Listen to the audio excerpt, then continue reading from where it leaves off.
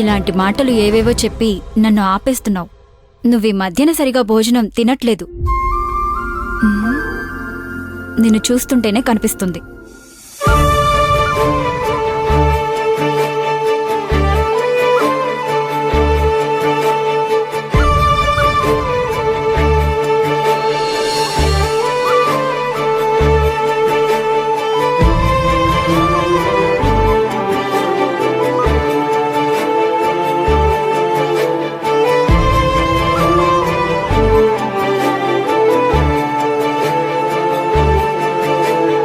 విరాట్ సంపత్.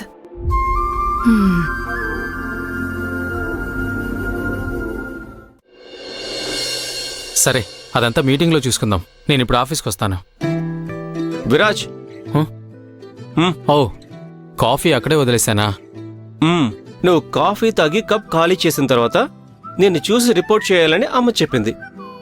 తీసుకో. Important call వచ్చింది అవి. ఈరోజు అన్నీ ఇంపార్టెంటే.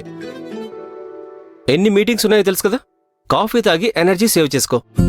అవును, ఈరోజు చాలా పనుంది. నీ హెల్ప్ కావాలి. అవునవును, ఈ రోజు రేపు చాలా అంటే చాలా బిజీ కదా విరాజ్. ఉన్న మీటింగ్స్ అన్నీ ఈరోజే ఫినిష్ అయిపోతాయి. రేపేం పనిలేదే. నీకు లేకపోవచ్చు, కానీ విరాజ్కి చాలా ఇంపార్టెంట్ పనుంది. మాస్టారు రేపు డేట్కి వెళ్తున్నారు.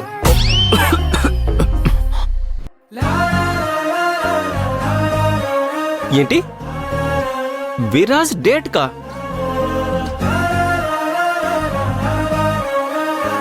నాకు తెలియకుండా ఇదంతా ఏ గ్యాప్ లో జరిగింది? నీకెలా తెలుసు మిథిలా? నాకొక్కదానికే కాదు, ఇంట్లో వాళ్ళందరికీ తెలుసు. ఓరి దేవుడా, రమ్య ఇంత సీరియస్గా తీసుకుందా? డేట్కి తీసుకెళ్తానని ఎవరైనా కామెడీకి చెప్తారా? అది కాదు మిథిలా, నేనొకటి చెప్తే తనేదో అనుకుంది. ఇప్పుడు ఏదేదో జరుగుతోంది. అయితే రేపు డేట్కి వెళ్ళడం ఫిక్స్ అన్నమాట. అవును, నేనే అన్నీ అరేంజ్ చేశాను.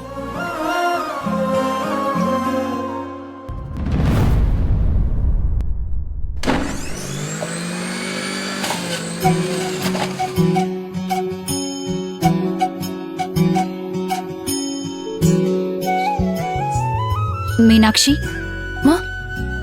మేడం లేట్ అయిందా మేడం? గ్లాస్లో పోస్తాను.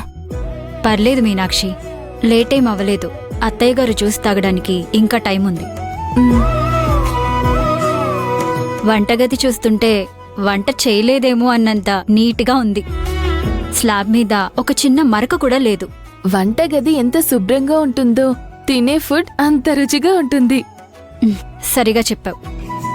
అత్తయ్యకి వంటగదంటే దేవుడి గదితో సమానం. అన్నపూర్ణేశ్వరి ఉండే ప్లేస్ అని అంటూ ఉంటారు. నిజం మేడం, అలాగే అనిపిస్తుంది. వంట చేసే ప్రతిసారి నాకు చాలా సంతోషంగా అనిపిస్తుంది. సరే, ఈ కూరగాయలు ఫ్రిడ్జ్లో పెట్టేయ్.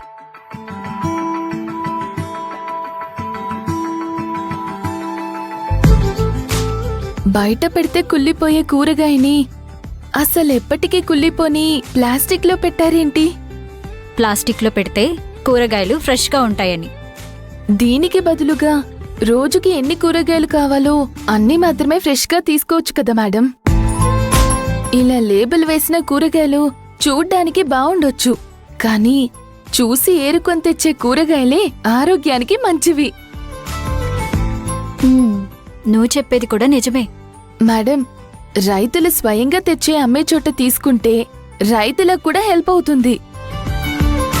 పైగా మనకు కూడా మంచి కూరగాయలు దొరుకుతాయి. అలాంటి ప్లేస్ గురించి నీకేమైనా తెలుసా?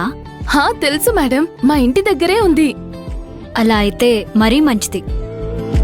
రోజూ ఇంటికొచ్చేటప్పుడు కావాల్సిన కూరగాయలన్నీ నువ్వే తీసుకునొస్తావా? సరే మేడం, తీసుకొస్తాను. క్యాండిల్ లైట్ డిన్నరా? అది నాకు రమ్యకి. డేట్ అంటే ఇంకేమనుకున్నావు? బోరింగ్గా కెఫేలో కూర్చోడమా? ఏ నాటకాలు ఆడుతున్నావురా? అక్కడ రమ్యతో డేట్కి వెళ్దామని చెప్పావు. ఇప్పుడు నీ కోసమని డిన్నర్ డేట్ అరేంజ్ చేస్తే ఒంటి మీద గొంగల పురుగు తిరిగినట్టు ఫీల్ అవుతున్నావా? కాసేపు ఆగరా బాబు, నా కష్టం ఏంటో నాకు తెలుసు. నీ కష్టమేంటి విరాజ్? రమ్య అంటే నీకిష్టం లేదా? ఆ, అది కాదు మిథిలా. మరి ఇంకేంటి? రమ్య నా బెస్ట్ ఫ్రెండ్, ఆ, అందులో ఏ డౌటు లేదు. ఉమ్, అలా అని తనతో రొమాంటిక్గా క్యాండిల్ లైట్ డిన్నర్ నాకేదోలా ఉంది.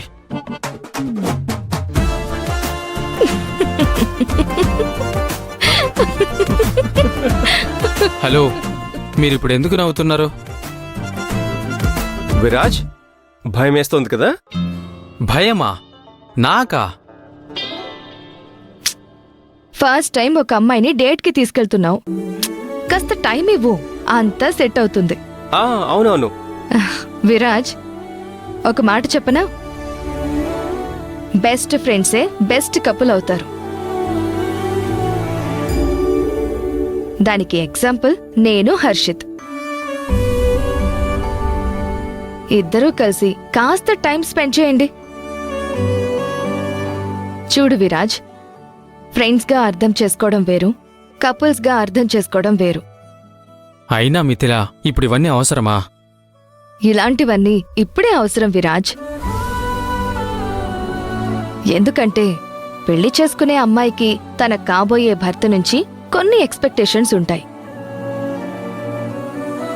వాటిని అర్థం చేసుకుని నెరవేరిస్తే రమ్య కూడా సంతోషపడుతుంది, మీ ఇద్దరి మధ్య బాండింగ్ కూడా పెరుగుతుంది. అయింది కదా? మిథిల ఒక చిన్న ప్రేమ పాత్ర చెప్పింది. మనోడిప్పుడు ఫుల్ రెడీ.